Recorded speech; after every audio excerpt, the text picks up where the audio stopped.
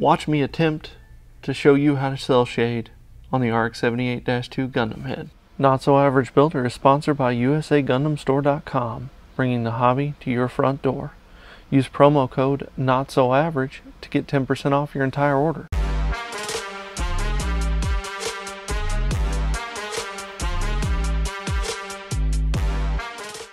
Hey guys, Tom here, and this is Not So Average Builder.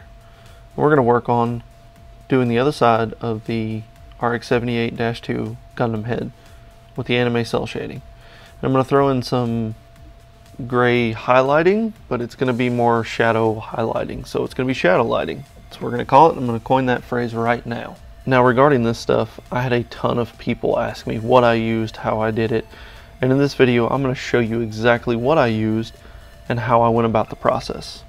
So what you're going to need is two Sharpies. I have here a fine point and an ultra fine point. You don't have to use Sharpies, any marker will do, but just make sure it has a broad enough tip that you can do the edge highlighting.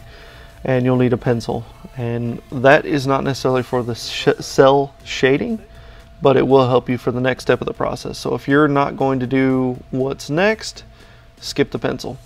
I had a ton of people ask me how difficult this was. It really wasn't bad. Now with your fine point Sharpie, you want to take the edge of it. You don't want to take the tip because it'll give you too small of a line. Now if you're using a smaller surface that you're working on, the tip is great. But since you're wanting to make the lines look broad, you want to use the edge of it.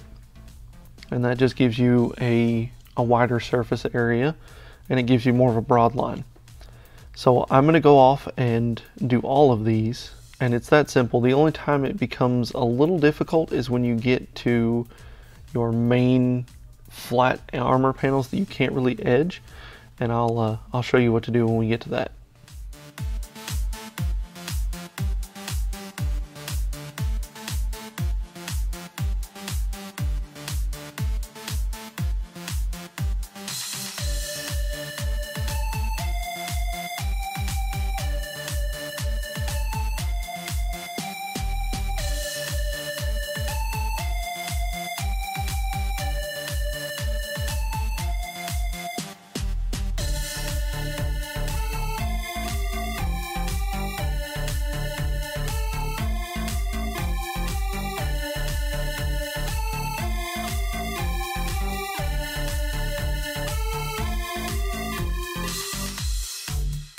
Now here's where it gets tricky. These big flat armor panels, you want to use the tip of the marker.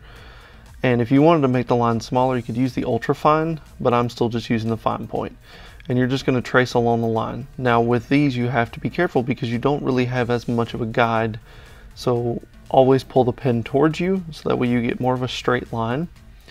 Don't go crazy with it. I'm not an expert at this, so do not take what I say at 100% face value. There are still things that I'm learning. But just kind of go through and cover your areas around there and trace the outline as best as possible. And that'll give you the most accurate results that I found anyway.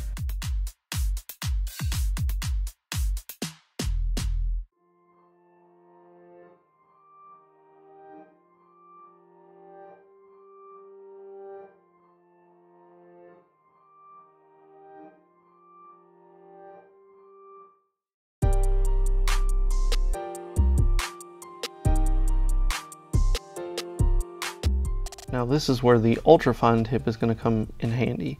So we're going to create the little anime notches or hashes. I'm not really sure what these are called, but all I do on this, and it seems to work pretty well, is do 1 to 4 little hashes and make them smaller and taper them is what I'm trying to say. And I kind of just picked random spots. I wanted to make it look like it was half manga, half anime, and a little bit of shadows. So I may have bit off more than I could chew, but I mean, that's the name of the game. You got to try things. If you're watching this and you've done this before and you know what to do, feel free to drop a comment down below and let me know what I'm doing wrong, because I want to better this. I want to be able to do better. This whole style of painting and shading is pretty epic to me.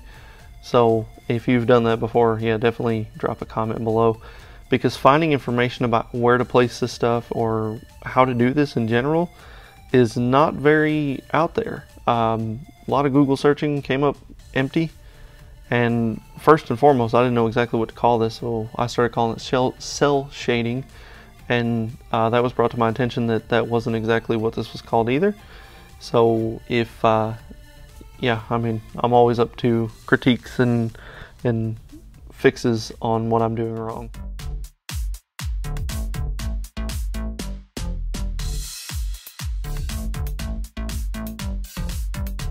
Once that's done, you should pat yourself on the back because you have just done anime style. Now, if you're going to continue and do what I'm going to do, then this is where your pencil comes into play. So what you're going to do is you're going to take and you're going to kind of sketch out where your shadows are. You can find reference photos like this one. And this is what I used. I didn't do the best, but that's okay. So once you sketch out your lines where you want them, you take whatever color you're going to shade and you thin it out. I'm using my glass palette right here. And you're going to do thin coats to kind of build it up. And in retrospect, if you're going to do this, I would probably say do this first before you do your cell shading, because there were spots that I covered up. I ended up having to go back over. So unless you want to do twice the work, you know, I'd probably do this part first, but that's all right. So just make sure you go in thin coats, cover up your pencil line. Any pencil line that you don't get covered up though, you can go with the edge of your eraser and erase it so that way it doesn't show up on your finished model. I was able to cover all mine up. Just go through and pick this. For this one I use Scale 75's graphite for the white, and for the red I use a mixture of red and orange to get my highlight color. So instead of doing shadows on this one, I just did the highlight color and did shadows on the armor itself. Once you're done, you should be left with this. This is the side you've already seen. Then we roll it over with my low-tech spinner table, and you've got your shadows. The side ones I'm not crazy about, but it's okay. Well, as a bonus, I got one of my orders in. I have 2 orders from USA Gundam Store. This one I placed on Christmas. It has been hectic delayed because they have been crazy busy. I'm perfectly fine with that. But what I got in were these 2 color sets. I've not messed around with them, but I figured they'd be cool. There's a blue one and a gray one. I got in a bunch of Scale Modeler Supply paints, stuff that I'm going to be using on future projects. Surfacer in white. I need to get some gloss black surfacer. For some reason, it's always out every time I go to order. Some super metallic, which I probably wouldn't have ordered this if I'd have known the size of this bottle. It's really small. But, oh well, you live, you learn. Maybe it's not $12 wasted, who knows. Got some inner frame metallics, and of course a clear gloss. Now these are going to go well with the Mr. Weathering Colors oils on future projects. I'm super excited to break all these paints in. The SMS stuff is going to be used on a bunch. Now on this guy, he's not going to be red, so I want to show you the color scheme. This is a special color. It's clear, but it's UV reactive blue. So I'm going to put it on strategic spots on the kit, and I'm going to make this really pop. I'm really excited about that one. So this is kind of a bonus color that'll be on there. But this is going to be the colors that I'm going to be using for this guy. So obviously for the main armor, the aggressor blue will be for like the darker parts.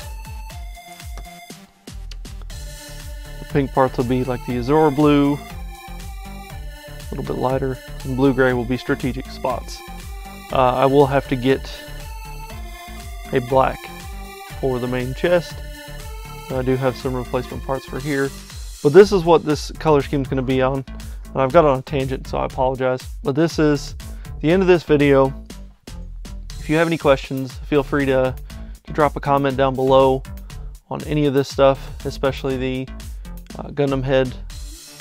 My shading is absolutely terrible the more I look at it, but from a distance, doesn't look so bad. Kind of looks legit.